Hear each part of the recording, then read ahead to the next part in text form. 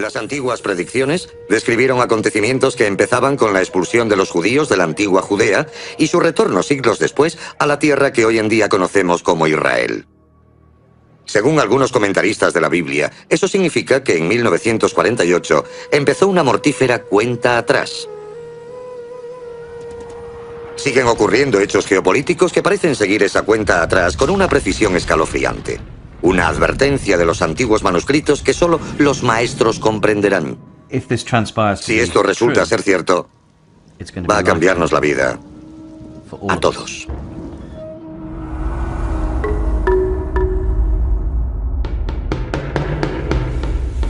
Él, el anticristo, hace que a todos, pequeños y grandes, ricos y pobres, libres y esclavos, se les ponga una marca en la mano derecha o en la frente, de modo que nadie pueda comprar ni vender si no tiene la marca.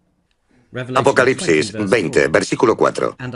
Vi también las almas de los decapitados por el testimonio de Jesús y la palabra de Dios, los que no habían adorado a la bestia ni a su imagen y no habían recibido su marca en la frente ni en la mano.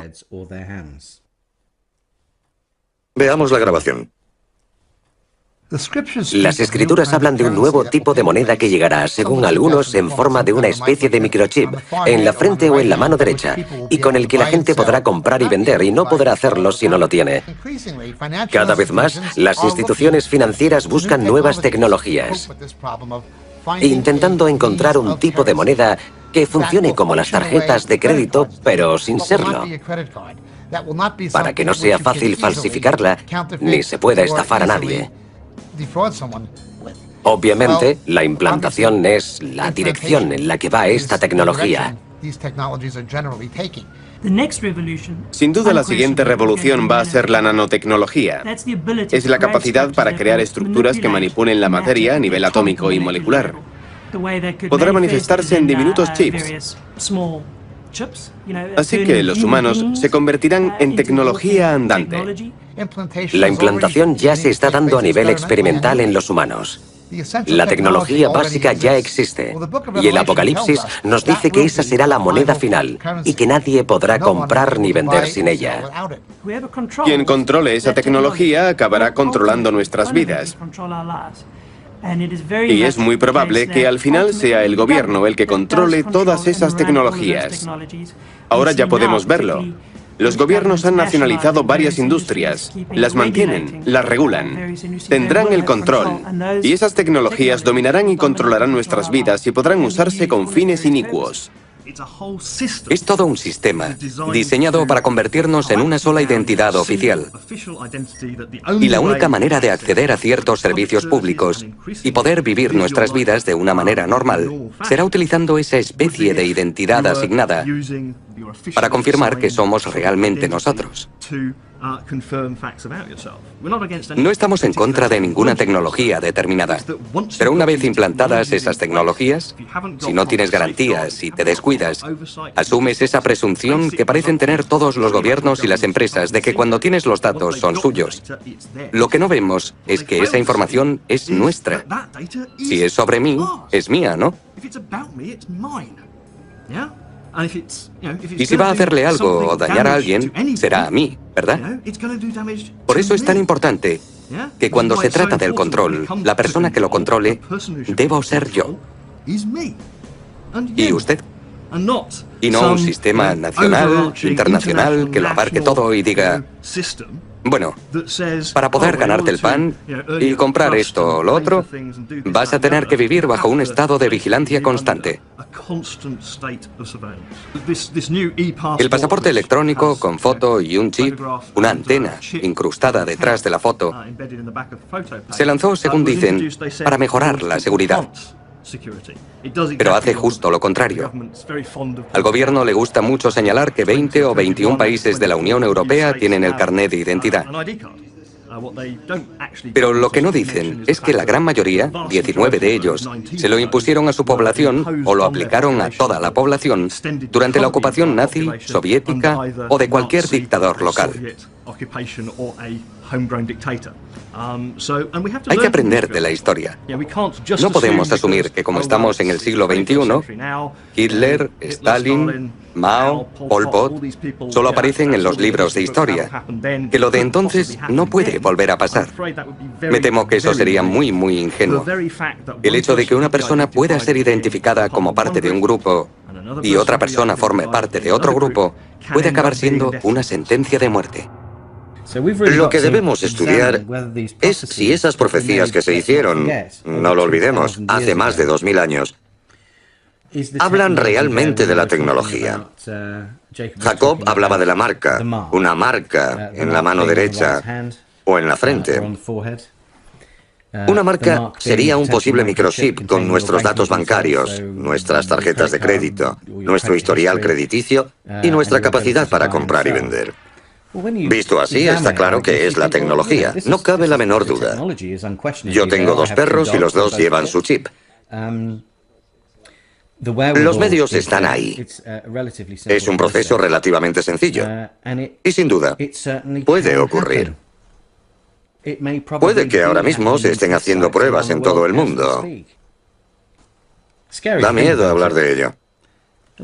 Y otra de las cosas que me viene a la cabeza es que se dice claramente que está en la mano derecha. ¿Por qué en la mano derecha? ¿Qué significado tiene eso? Y si no sigues el juego de esa gente, te cortan la cabeza. ¿En qué lugar del mundo podría pasar eso? ¿Dónde pasa? Vale la pena pensar en ello.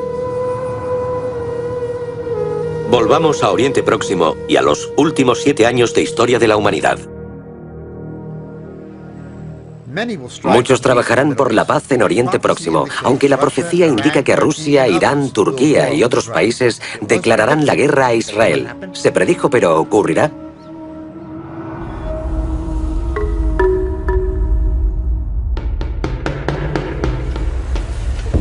El Apocalipsis y el libro del profeta Daniel hablan de esos últimos 7 años de la historia humana divididos en 2 mitades. Al comienzo de esos 7 años se firmará un tratado con el objetivo de llevar la paz a Oriente Próximo entre Israel y las naciones que le rodean, pero a mitad de ese periodo el llamado anticristo romperá el tratado. Esa persona llegará e intentará convencer a los judíos de que es una especie de libertador que llevará la paz a Oriente Próximo. Pero no solo engañará a Israel, sino a las naciones. Llegará como un hombre de paz, pero en realidad será un hombre de guerra. Si nos fijamos en la historia de la resolución de los conflictos enconados, suelen ser las personas más radicales, las más inflexibles y rutinarias, a las que cuesta más cambiar, las que al final consiguen la paz. Sobre todo porque son capaces de arrastrar a la mayoría de sus electores. Soy optimista y creo que una persona como Netanyahu puede generar un consenso o mover a Israel en la dirección correcta. Esto no se basa en ningún hecho, porque cualquier persona con la que hablemos de la situación actual será bastante pesimista sobre el resultado, pero las soluciones también pueden venir de la nada. Si Israel quiere sobrevivir, tiene que convertirse en parte de una arquitectura mayor. Y eso tendrá que organizarlo Estados Unidos. Too much blood has been shed. All of us have a responsibility to work for the day when the mothers of Israelis and Palestinians can see their children grow up without fear. When the Holy Land of the 3 great faiths is the place of peace that God intended it to be. ¿Asumirá el reto Estados Unidos o no? Ya lo veremos. Esperamos que las noticias sean buenas, porque si no, creo que será un efecto muy desestabilizador para la región y para el mundo. Pensemos en cuánta gente ha presionado para conseguir tratados de paz que después no han funcionado. Como en Oslo, por ejemplo, Oslo I, Oslo II, Camp David. Ninguno de esos tratados consiguieron lo que prometían, y ninguno será capaz de conseguir lo que promete. Lo peor está por llegar. Daniel también predijo que cuando esos sucesos ocurrieran, veríamos cómo Persia, el actual Irán, se convierte en una amenaza estratégica para la existencia de Israel, cosa que provocará un conflicto terrible. Today, an unprecedented threat to humanity looms large. A radical Iranian regime, armed with nuclear weapons, could bring an end to the era of nuclear peace that the world has enjoyed for the last 65 years. Sí, Ahmadinejad hizo esas afirmaciones, pero no tienen por qué estar relacionadas con el deseo de un holocausto nuclear. Que si creo, a pesar de la retórica que utilizó Ahmadinejad, que será capaz de borrar a Israel de la faz de la tierra, no lo creo. No creo que debamos preocuparnos por eso, la verdad. Pienso que ese ataque con armas nucleares solo ocurrirá si las cosas se descontrolan totalmente. Los israelíes tienen sus armas nucleares, pero no creo que las utilicen primero. Lo harán si se ven envueltos en una situación en la que sea muy difícil no utilizarlas. Si nos encontramos con que Israel entra en guerra con Irán, ¿cómo respondería Irán? Pues lo haría a través de sus infiltrados. Y ahí es cuando tendríamos una catástrofe global. Porque tienen la capacidad, nos guste o no, tienen presencia en prácticamente todos los continentes, en todas las ciudades y puede que incluso en muchas regiones pequeñas del mundo. Lo sabemos, pero será muy difícil demostrar quién está haciendo qué. Pero de repente, en un momento dado, veremos una chispa de actividad terrorista internacional que después será imitada y cuya inspiración vendrá directamente de Irán o estará organizada por Irán. Así que creo que ese es el mayor peligro y es lo que se debe evitar. ¿Por qué Rusia iba a ponerse de acuerdo con Irán cuando la propia Rusia teme lo que Irán representa, el fundamentalismo islámico? No parece tener ningún sentido estratégico ni lógico, a no ser que Rusia vea a Irán como un mecanismo para provocar una inestabilidad en Oriente Próximo que haga poco fiable el petróleo árabe y aumentar así el valor del petróleo ruso, el gas natural, convirtiendo a Rusia en la nueva Arabia Saudí. Esa es una posible explicación para algunas personas. Da igual la explicación que queramos darle a ese comportamiento ilógico de Rusia de armar a Irán y proporcionarle cierta tecnología. Una cosa está clara. Ezequiel nos dijo que Rusia, Turquía y seguramente las naciones de la antigua Asia Central Soviética se unirán en una especie de confederación militar con Irán para invadir Israel, pero fallará por la intervención divina que en parte incluiría desastres naturales. Hasta ahora, Rusia ha utilizado a Irán en muchos sentidos. Rusia le ha ayudado a desarrollar su programa nuclear. Los iraníes son claramente islámicos. Son una revolución islámica. Y por lo tanto tienen un peligroso papel que desempeñar como ejemplo para los estados de Asia Central, donde también hay una gran población musulmana que amenaza la integridad territorial de Rusia. Sin embargo, en cuanto a relación estratégica, Irán tiene petróleo. Irán es un protagonista importante en la región. Hay una posibilidad de que Rusia tenga un papel importante si desarrolla una relación con Irán. Así que intenta distanciarse de Estados Unidos, que por supuesto tiene una relación muy estrecha con Israel. Eso significa que los rusos y los israelíes nunca estarán de acuerdo. ¿Y qué hay de Turquía, tanto tiempo aliada de Israel? ¿Turquía como posible enemigo? Sí, es posible. Turquía es uno de los pocos estados que ha sido amigo de Israel dentro del mundo musulmán. Si pierde a Turquía, Israel estará mucho más aislado. Turquía firmó un acuerdo con Rusia para construir una central nuclear de 20.000 millones de dólares con 4,8 gigavatios en Turquía. Rusia aportará la tecnología y se quedaría con el 51% de las acciones del consorcio. Imagínese lo que eso significa para la región. Turquía tiene poder. Tiene el poder de crear una gran paz en la región a través de sus empresas económicas y de la visión de Davutoglu, su actual ministro de Exteriores. Pero igualmente, ese poder podría utilizarse para lo contrario. Podría ser un catalizador para la guerra. Así que las profecías parecen bastante certeras. Es espeluznante. ¿Será todo una coincidencia? Yo creo que no. No sé ustedes. La constelación de sucesos globales está casi completada. Las predicciones son una señal clara y visible. Bueno, vayamos al siguiente capítulo. Una montaña se partirá, saldrá agua de debajo de un gran templo, una puerta sellada.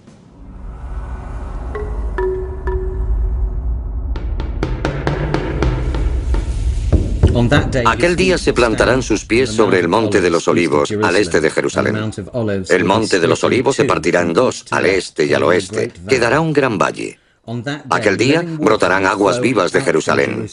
La mitad irá al mar oriental, la otra mitad al occidental. El profeta hebreo Isaías dijo que el retorno del Mesías empezaría en el sur de Jordania, cerca de la ciudad fortaleza de Petra. Pero el Mesías se elevaría en el Monte de los Olivos. Y eso es exactamente lo que dice el Nuevo Testamento. Jesús ascendió desde el Monte de los Olivos y volverá del mismo modo y al mismo lugar. Y el Monte de los Olivos se abrirá seguramente por la pared donde se sabe que hay una fisura. También se predijo que brotaría agua por debajo de Jerusalén y fluiría hacia el Mar Muerto. Me llamo Asher Al-Sul y llevo trabajando en la ciudad de David desde hace casi 10 años. Soy arqueólogo formado en la Universidad Hebrea de Jerusalén. Israel está situado sobre la falla sirio-africana, la falla geológica que separa Europa de África.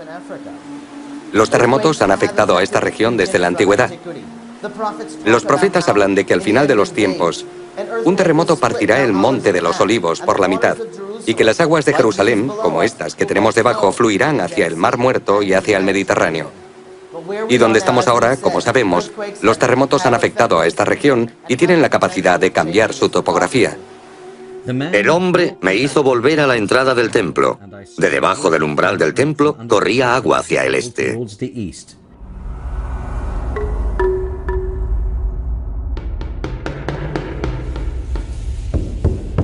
El templo tendrá que reconstruirse y según el Apocalipsis capítulo 11, será digamos un templo tribulacional.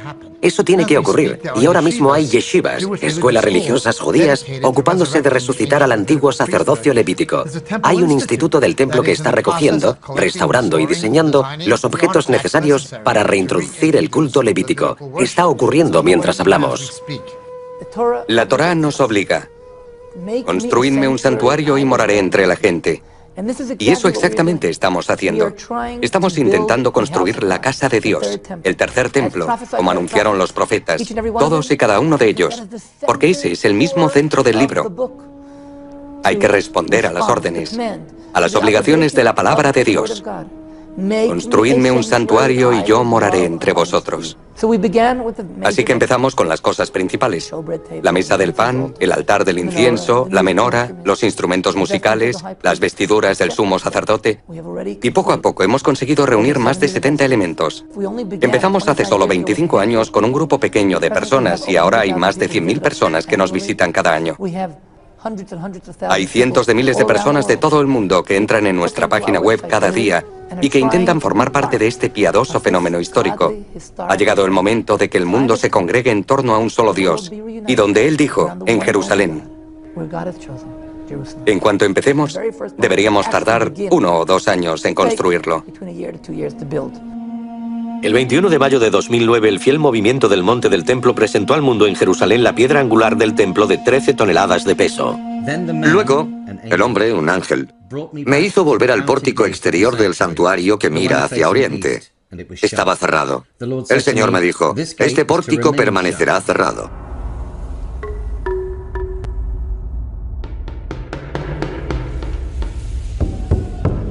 Hay una profecía en el libro de Ezequiel que dice que la puerta este se mantendrá cerrada o sellada.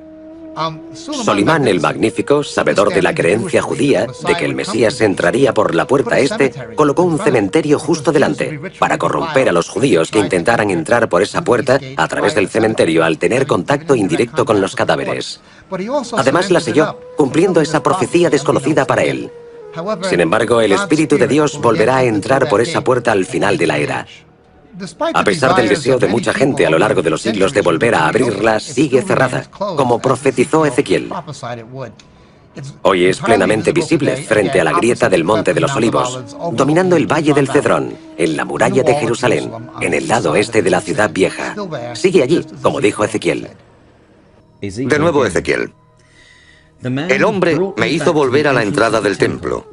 De debajo del umbral del templo corría agua hacia el este. Estas aguas fluyen hacia la zona oriental, descienden hacia la estepa y desembocan en el mar de la sal. Todo ser viviente que se agita, allí donde desemboque la corriente tendrá vida, y habrá peces en abundancia, porque apenas estas aguas hayan llegado hasta allí, habrán saneado el mar, y habrá vida allí donde llegue el torrente.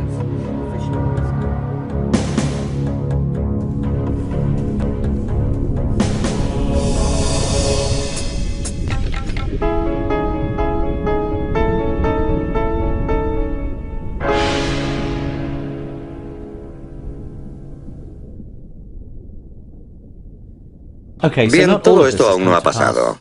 Aún tiene que construirse el templo, si es que se hace, pero sin duda los preparativos ya están en marcha. Incluso los detalles más pequeños. Es casi como si las profecías fueran un manual de instrucciones para saber qué hay que hacer para el Mesías. Hemos visto pruebas de que hay agua bajo Jerusalén. Así que algo que se predijo hace 2500 años parece estar basado en datos. La verdad es que todo es muy factible, muy posible y muy espeluznante, porque se predijo hace 2500 años, cuando aún no se sabía nada de las fallas geológicas. Y acabamos de ver que Jerusalén está sobre una falla. Israel no existió hasta 1948, así que, de nuevo, no podemos decir que es solo una coincidencia. Hay algo en todo esto. Hay algo aparentemente real en estas profecías. Sigamos. El surgimiento de una superpotencia oriental y la construcción de una gran presa. Jesús le dijo al apóstol Juan en su Apocalipsis: suelta a los 4 ángeles que están atados junto al gran río Éufrates. Quedaron sueltos los 4 ángeles que estaban preparados para aquella hora y día y mes y año para matar. Y el número de las tropas de caballería era 200 millones. Yo oí su número. Otra revelación. El 6.º ángel derramó su copa sobre el gran río, el Éufrates, y se secó su agua, de forma que quedó preparado el camino de los reyes que vienen del oriente, y los congregó en un lugar llamado en hebreo Armagedón.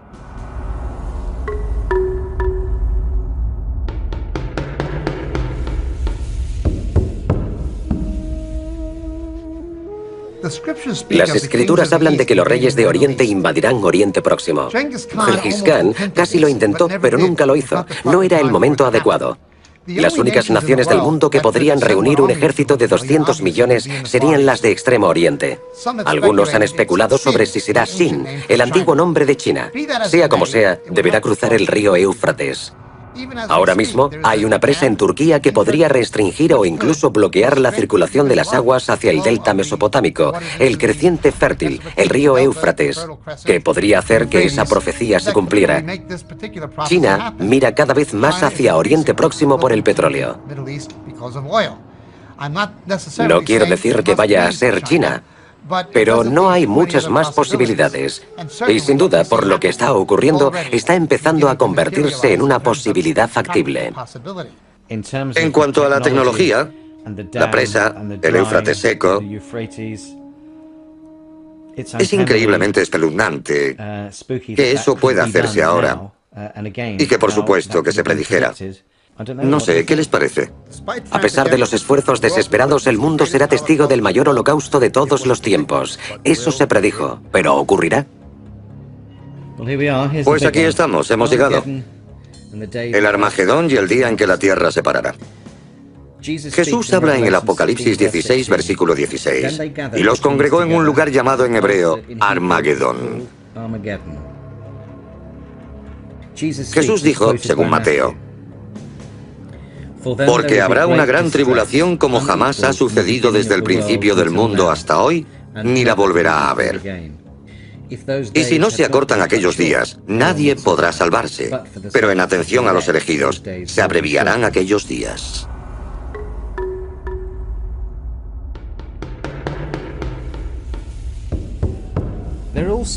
Hay muchas formas de cortar la tarta, digamos. Podemos decir, por ejemplo, que Estados Unidos y Rusia poseen entre los dos el 96 o 97% del arsenal nuclear del mundo. En ese sentido, si tuviera que haber un accidente o algún tipo de guerra y un gran ataque nuclear, seguramente sería entre ellos dos. Aparte de esos estados con armas nucleares, es muy difícil saber quién más. Aunque yo diría que de todos, Pakistán es probablemente el mayor problema. Pero también Israel, al que no he mencionado. Israel tiene una relación muy complicada con sus vecinos y aunque ninguno tiene aún armas nucleares para hacerle frente, y nadie cree tampoco que Israel lance armas nucleares en un futuro cercano, podría crearse una situación conflictiva en cualquier momento que implicara el uso de esas armas. Seguramente será cuando Irán tenga armas nucleares. Y esa relación entre Irán e Israel es la que tendremos que vigilar los próximos años, pues puede ser muy conflictiva.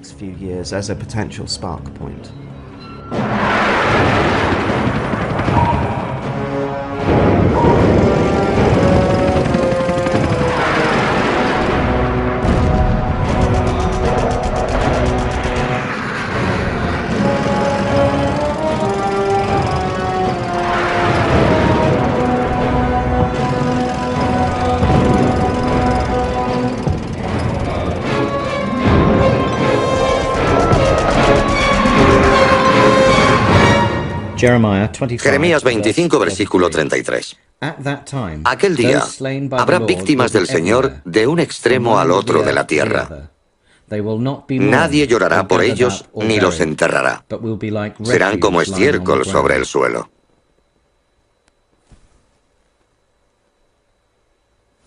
Tengo la imagen en mi mente de millones de cuerpos amontonados en el suelo, ya sea como resultado de algún artefacto enorme, una bomba de un megatón, una bomba nuclear. Pero según pone aquí, se está hablando de toda la Tierra. Absolutamente aterrador y tristemente posible. Si se utilizaran armas nucleares, ya sea en Oriente Próximo o entre India y Pakistán, o si un arma nuclear explosionara en Londres, Nueva York, París o cualquier ciudad del mundo, habría un cambio radical. Sería como el 11S multiplicado por 100. Y la razón es porque la gente se daría cuenta de la vulnerabilidad de la sociedad moderna. Habría un importante e inmediato descenso de la confianza en la vida urbana. Habría un cambio en el modo en que la gente se relacionaría con los demás a nivel internacional. Y después habría dos opciones importantes. Por un lado, la de que todos necesitáramos armas nucleares para defendernos. Sería lo mismo, pero implicando a todo el mundo. Y habría un deterioro importante de la seguridad y un escenario del tipo Mad Max. O la opción de reconocer que el problema de la amenaza de las armas nucleares son las propias armas nucleares y que hay que multiplicar los esfuerzos para deshacernos de ellas de una vez por todas. Y esa es una opción optimista. Primero se utilizan las armas nucleares y después todo el mundo se da cuenta del peligro. Tendremos que enfrentarnos a esa opción. El propio Jesús nos avisó de que a menos que Él vuelva, ningún humano se salvará. La raza humana se llevará a sí misma hasta la extinción. Tecnológicamente, eso no era posible hasta el siglo XX. Es fácil ver que si hay un conflicto nuclear, aunque solo sea en una zona del mundo, podría desbordarse y afectar a todo el planeta. Eso no fue posible ni estratégica ni tecnológicamente hasta los años 40, pero ahora sí que lo es.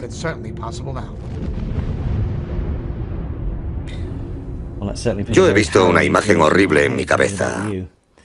No sé ustedes. Sabemos que Oriente Próximo es una zona política conflictiva.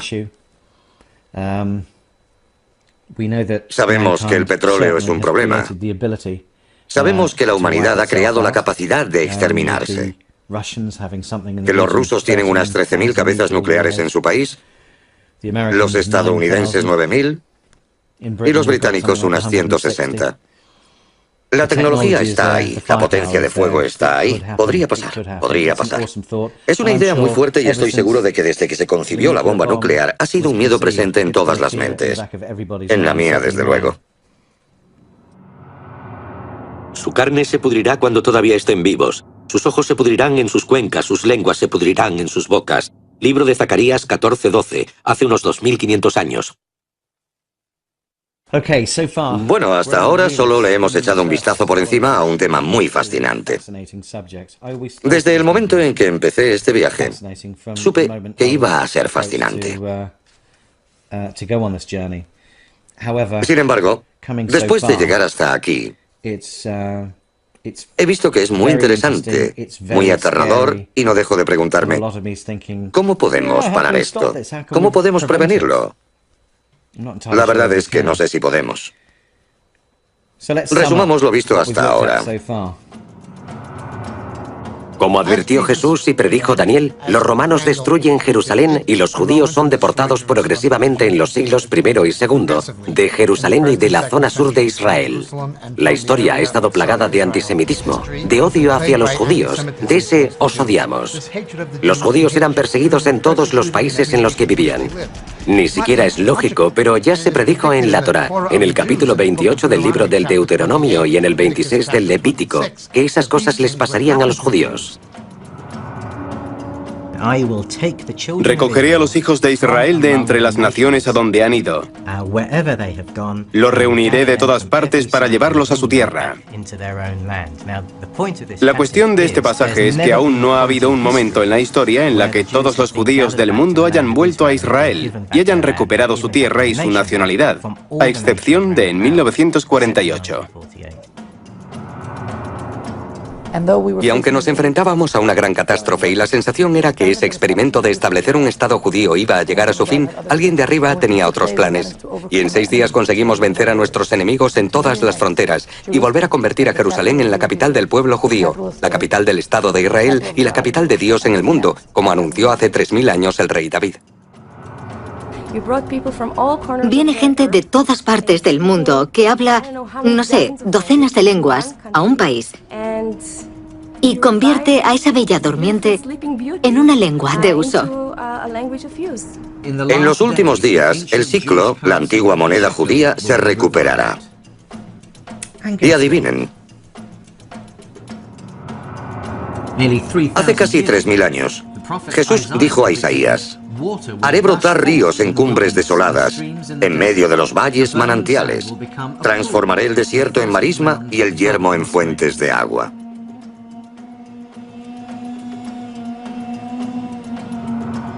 Las primeras personas que vinieron aquí solo vieron agua salada y desierto. Cuando Israel se convirtió en una nación en 1948, hubo un importante programa nacional de reforestación que literalmente cumplía la profecía. Y por supuesto, Israel es la huerta de Oriente Próximo. En ninguna otra parte de la región se encuentra tanta tierra cultivable ganada al desierto. Y las montañas manarán vino dulce, y sus frutos llenarán el mundo. Vais a oír hablar de guerras y noticias de guerra. Se levantará pueblo contra pueblo y reino contra reino. Habrá hambre y terremotos. Señales en el sol, la luna y las estrellas. A las naciones les angustiará el rugido y la sacudida del mar. Los hombres se desmayarán de terror, inquietos por lo que le ocurrirá al mundo. Esas cosas ocurrirán. Los hombres serán egoístas, avariciosos, fanfarrones, soberbios, blasfemos, desobedientes, ingratos, irreligiosos, despiadados, desleales, calumniadores, desenfrenados, brutales, enemigos del bien, traidores, precipitados, engreídos, amigos del placer.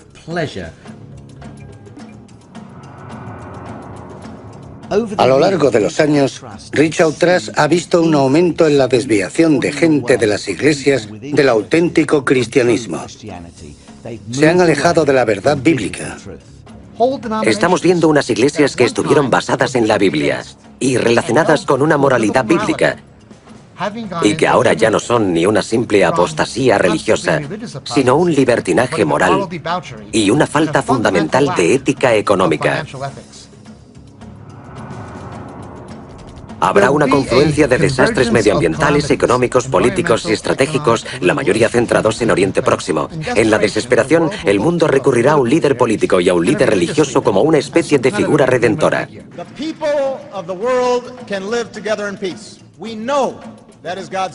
Necesitamos un líder y un grupo de personas a su alrededor, no solo un hombre. Pero necesitamos a ese hombre para entregar el mensaje. Las escrituras hablan de un nuevo tipo de moneda que llegará, según algunos, en forma de una especie de microchip en la frente o en la mano derecha y con el que la gente podrá comprar y vender. Y no podrá hacerlo si no lo tiene. La tecnología básica ya existe y el Apocalipsis nos dice que esa será la moneda final y que nadie podrá comprar ni vender sin ella. Veremos cómo Persia, el actual Irán, se convierte en una amenaza estratégica para la existencia de Israel. Ezequiel nos dijo que Rusia, Turquía y seguramente las naciones de la antigua Asia Central Soviética se unirán en una especie de confederación militar con Irán para invadir Israel, cosa que provocará un conflicto terrible. Israel está situado sobre la falla sirio-africana, la falla geológica que separa Europa de África. Los profetas hablan de que al final de los tiempos, un terremoto partirá el monte de los olivos por la mitad, y que las aguas de Jerusalén, como estas que tenemos debajo, fluirán hacia el Mar Muerto y hacia el Mediterráneo. La Torá nos obliga: construidme un santuario y moraré entre vosotros. Y eso exactamente estamos haciendo.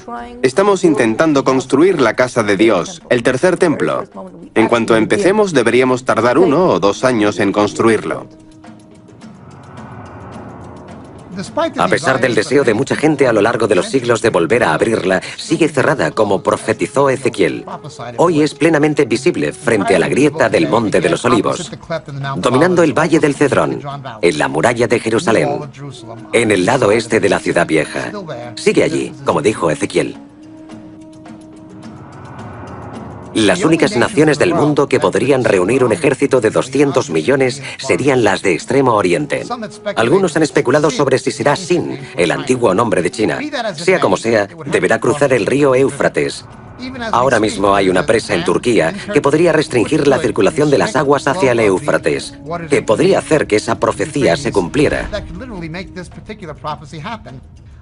No quiero decir que vaya a ser China, pero no hay muchas más posibilidades. Si se utilizaran armas nucleares, habría un cambio radical. Sería como el 11S multiplicado por 100. El propio Jesús nos avisó de que a menos de que Él vuelva, ningún humano se salvará.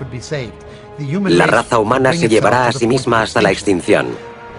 Eso no fue posible ni estratégica ni tecnológicamente hasta los años 40, pero ahora sí que lo es.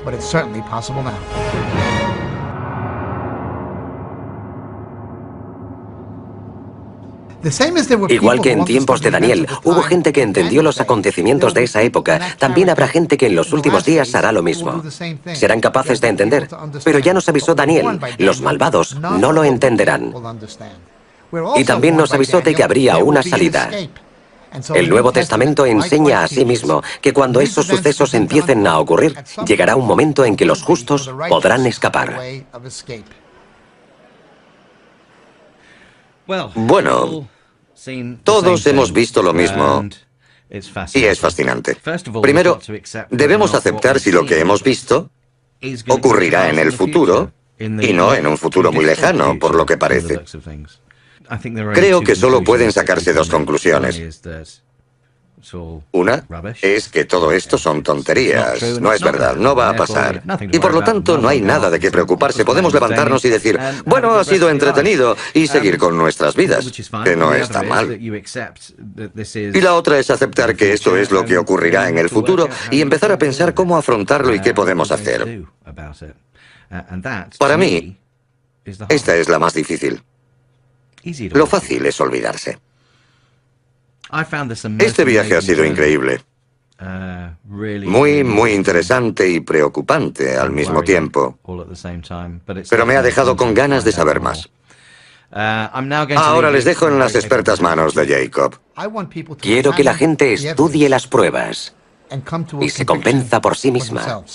Creo, de hecho estoy totalmente convencido de que las personas que estudien realmente las pruebas y reflexionen sobre ellas, se quedarán atónitas con la conclusión a la que llegarán.